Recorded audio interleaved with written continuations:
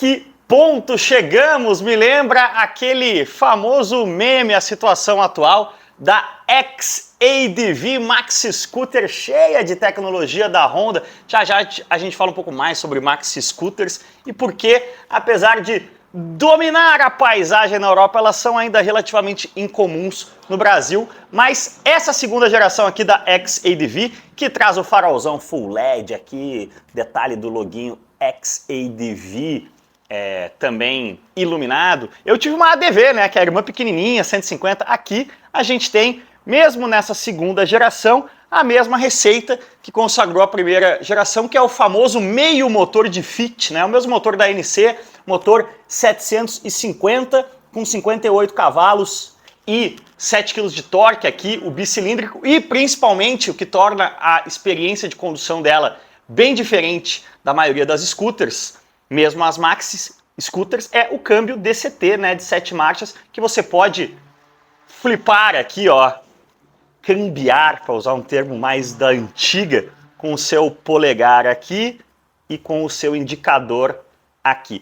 Painel novo nessa geração aqui também, com modos de condução, já falamos mais sobre isso, mas quando eu brinco do a que ponto chegamos, é que essa motoca está custando R$92 mil, e mesmo assim ela é sonho de consumo para muita gente, porque ela é meio que o mutante que reúne a maior quantidade de características para ser uma companheira muito boa de dia a dia aqui em São Paulo. Inclusive aqui, ó, a grande vantagem do scooter sobre a moto, né, que é ter uma área aqui de carregamento de carga bem interessante.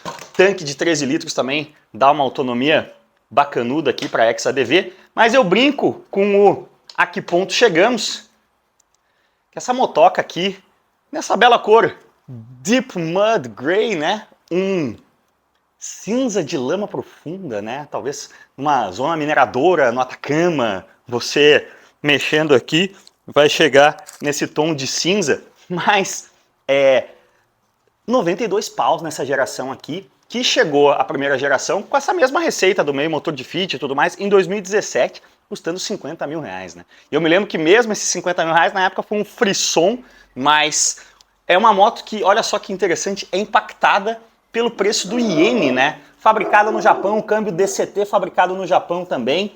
A moto muito bem acabada, né? Mas custa 92 porque vem meio que para um público que não faz muita conta na hora de comprar uma moto. Certamente não terá a XADV como único veículo. Um exemplo de cara com esse perfil foi justamente o nosso anfitrião no lançamento da XADV em 2017, que foi um dos eventos mais legais que eu já fui, que foi a Amir Klink. A gente velejou com a Amir Klink lá em Paraty. É isso, né? Ele botava a XADV no barco e descia para Paraty para depois desembarcar do veleiro e ter como se locomover pela cidade, né? É o perfil de usuário que pode desfrutar de uma motoca de 92 pau aqui. Falei que na nova geração a gente tem modos de condução, né? Então dá uma olhada aí. Standard, Rain, Gravel. Gravel é muito interessante porque mexe, né, com o controle de tração, o modo cascalho seria a tradução, né? O painel também é completamente novo, dá para mexer aqui nesses grafismos. Temos ainda o modo usuário, né, para você customizar. E o mais legal de todos, o modo Sport, né? Percebam que os parâmetros que mexem, né? Estamos falando de potência, de freio motor, de controle de tração e de ABS e de drive aqui. O D é meio que a entrega de potência, né? O quão suave, o quão brusca ela seria. Entrando aqui nos menus, que hoje em dia o que não faltam são menus, e vocês viram que o Turbo odeia motos. Lembra bem, né, a CB1000, essas motos mais de topo aí da Honda. A gente tem aqui, ó, o ecrã, que é português de Portugal para tela, né? Aqui, ó, vamos ver as funções do ecrã. Tipo de ecrã. Você vê que é a tradução de screen, né? A mesma origem da palavra, ó. Dá para ser digital, analógico, barras. Esse aqui até orna mais com o visual da moto, na minha opinião. E circular. Vamos deixar em barras aqui. Enfim, é um belíssimo brinquedão a XADV, né? Mas precisa ter muita bala. Eu tava falando, né? Maxi Scooter é uma coisa que na Europa tem... Vamos aproveitar que eu baixei o pezinho aqui. Vamos acionar o bicilíndrico aqui, ó. Você precisa estar com a chave de presença, né? Lembra aqui da PCX, aí você aciona a ignição aqui. Vamos voltar na home do menu aqui. Já escolhi barras. Volta. Tem uma certa convicção aqui elevada, ó, ficou com o fundo branco. Tem um modo noturno, né, que ele fica com o fundo preto. Com o DCT dá para fazer algo que normalmente você não consegue fazer numa scooter, né, que é ouvir um pouquinho o ronco aqui, que você consegue colocar em neutro, né. Sei que não é um motor com gerador. 7000 no headline, mas ele tem um ronco meio áspero, né? Esportivo seria exagero, mas um ronco mais estimulante do que o ronco de uma scooter, né? Mesmo uma maxi scooter não costuma primar muito aí nesse quesito. Mas eu tava falando, né? Você vai para a Europa, o que você mais vê nos grandes centros urbanos é esse tipo de moto, porque é muito cômodo, né? No trânsito você poder estar com as pernas recolhidas aqui. Em países frios, né, você consegue ter aquelas capas de proteção aqui que fazem o uso da scooter ser, inclusive juntando aqui na bolha, né, para os braços e tal, fazem o uso da scooter ser bem mais, bem menos sofrido na condição muito fria. Aqui, falando em bolha e proteção, você tem a possibilidade de regular a altura aqui da sua bolha. Agora sim, você dá aqui uma soltadinha, ó, e aí ela vem para cima ou para baixo. Dá para ficar mais racing aqui, né, com a bolha. Agora sim, a nossa bolha super racing aqui, digna da MotoGP. Mas como eu vou dar um rolezão para vocês sentirem como é legal essa moto aqui no trânsito caótico de São Paulo, apesar de hoje ser feriado, vamos levantar aqui, que aí o vento, até para ser girando aqui, ó, vai ficar um pouco mais oculto do nosso áudio. Bora aí. Mas afinal, como anda, deputado? Olha, tem um comportamento bastante atípico, seria a palavra para definir a XADV. Primeiro, olha só, estamos no modo esporte aqui. Vamos fazer a transição, vai, de todos. Estamos aqui no modo standard, né? Vocês veem ali a potência diminuiu, o freio motor tá mais suave também, a entrega de potência também. Beleza, estamos aí. Estamos aqui em quarta marcha, né? O DCT, como você sabe, você pode, ó, aqui, ó, meu indicador, diminui a marcha, Não, na verdade não, né, o Tabacudo, você tem que jogar no modo manual aqui primeiro.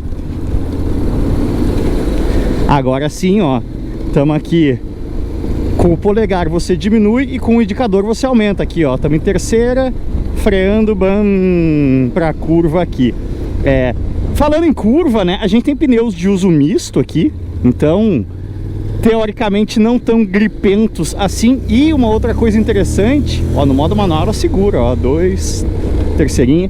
Uma outra coisa interessante é uma moto alta, né? Tem quase 90 centímetros de altura aqui do assento em relação ao solo.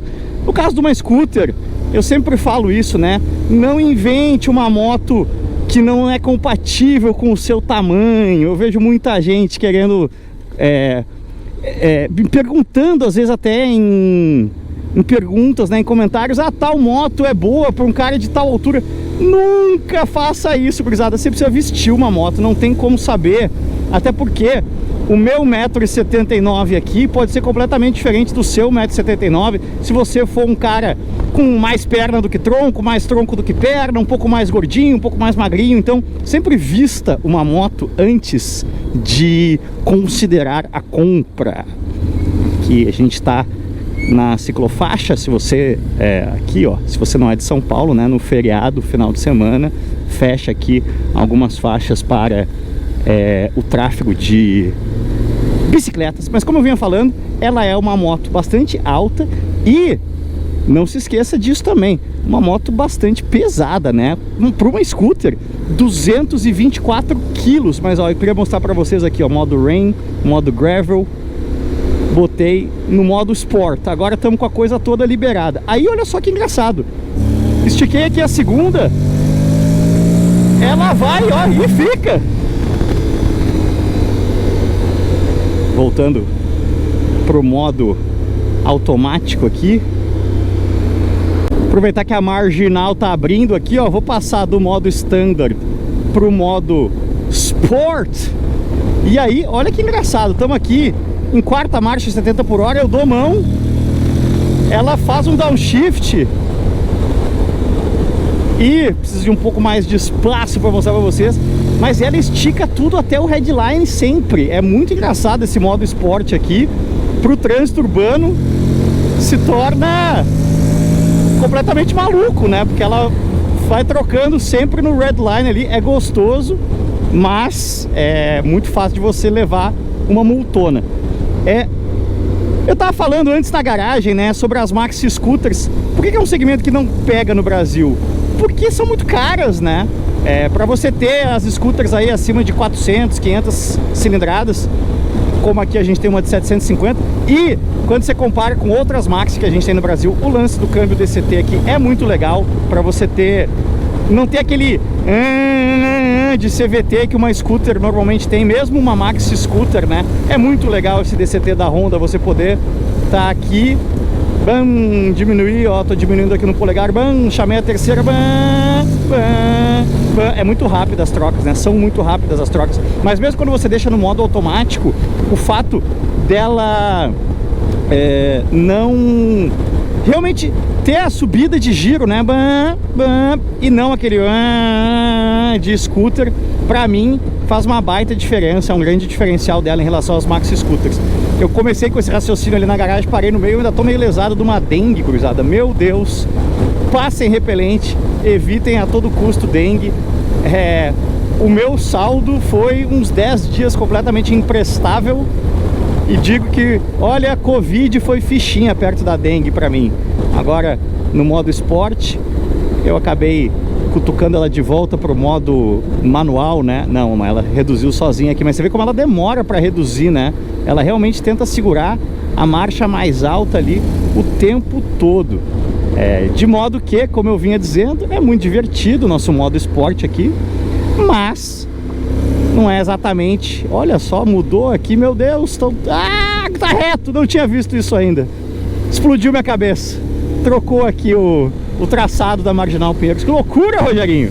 Não tinha passado aqui ainda. Olha como ela estica tudo.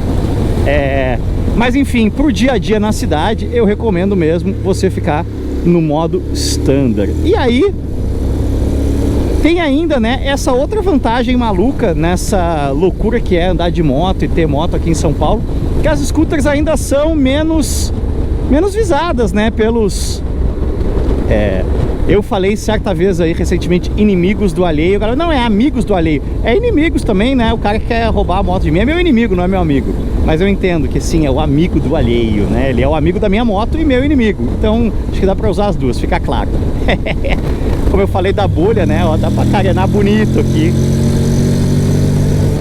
Então acaba sendo uma companheira de dia a dia muito legal em São Paulo, né? Até por essa pegadinha um pouco off-road, né? Ela tem a posição de pedaleira aqui, permite que você ande de pé com bastante facilidade na hora de passar por obstáculos do dia a dia urbano, assim. É outro diferencial dela.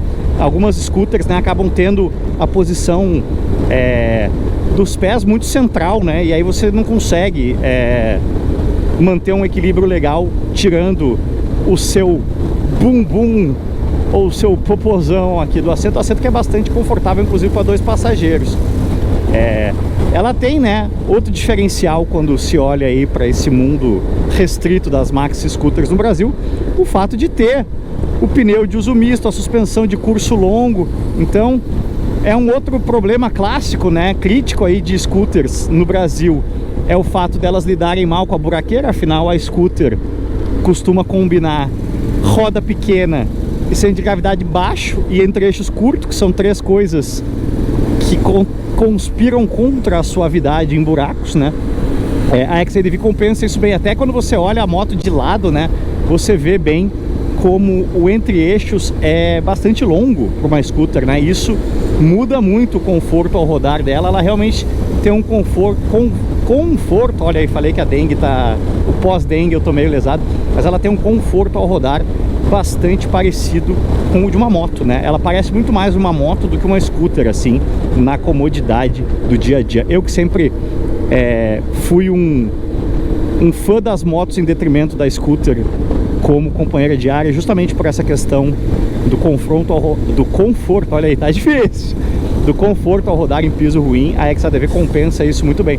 Se vale 92 mil, bom, aí é aquela história, né? É uma moto para quem não tá fazendo a conta de 92 mil na hora de comprar uma moto, né? É um cara que tem vários outros veículos e tá podendo se dar ao luxo de optar pela versatilidade da XADV como companheira de dia a dia, com o bônus aqui em São Paulo de não ser muito visada, né? Mesmo como uma moto de R$90, ela não chama muito a atenção, até porque a própria ADVzinha, né, scooter pequenininha, ela é muito parecida esteticamente, né? Quem bate o olho assim tem até um pouco de dificuldade, quem não é mais conhecedor, de distinguir as duas.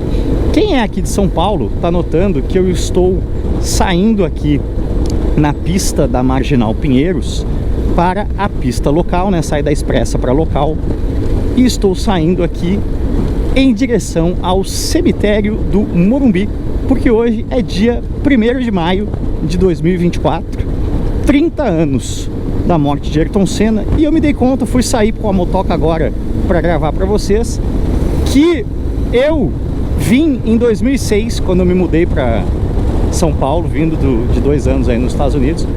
Um dos primeiros lugares que eu visitei em São Paulo como um profissional e amante do automobilismo foi justamente o túmulo do Ayrton aqui no cemitério do Morumbi. E eu me dei conta que eu nunca mais vim. Então já faz, puxa, 2006 para 2024, é todo o tempo que eu tô em São Paulo, né? 18 anos que eu não dou uma visitada aqui no chefe. E hoje tô curioso, né, jornalisticamente aí, para ver se a passagem aí dos 30 anos do acidente de Imola, o que tá rolando, né? Se tem aí alguma movimentação maior. Eu me lembro que me chamou muito a atenção quando eu vim em 2006, o quão pouco, né, tinha assim não era nenhuma data especial, claro, mas a gente tá acostumado, né, quando você viaja pra gringa, você vai, sei lá, em Paris, no Père Lachaise, tem o túmulo do Jim Morrison. Aí você vai lá, tem sempre gente cantando, tem sempre flores. No túmulo do Bukowski, que eu já fui 2 vezes em Los Angeles, tem sempre alguém deixando uma garrafa de cachaça, um cigarro pro velho Buck. E me chamou a atenção como tinha pouca coisa pro Ayrton aqui. E se você é de São Paulo já percebeu que eu falando pra câmera me perdi, né? Tinha que ter saído logo a primeira direita ali. Vamos fazer o retorno. Mas me chamou a atenção, achei pouco celebrado, digamos assim, o túmulo do Ayrton naquela ocasião. Vamos ver se nesse momento aqui de 30 anos se a coisa tá mais chamativa, né? Vamos ver. Aqui tem uma faixa, ó. 30 anos de saudade.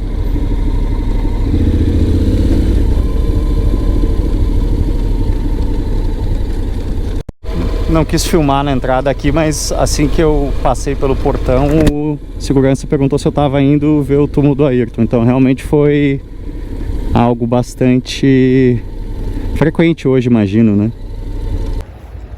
Tá bem diferente, né, do que foi a experiência 18 anos atrás. Muita gente, muito legal. Muitas homenagens, muita mídia, inclusive, aqui. Enfim. Queria terminar o vídeo de forma meio triste, assim, mas acho que valeu a visita, né? Deixa o like aí, valeu demais.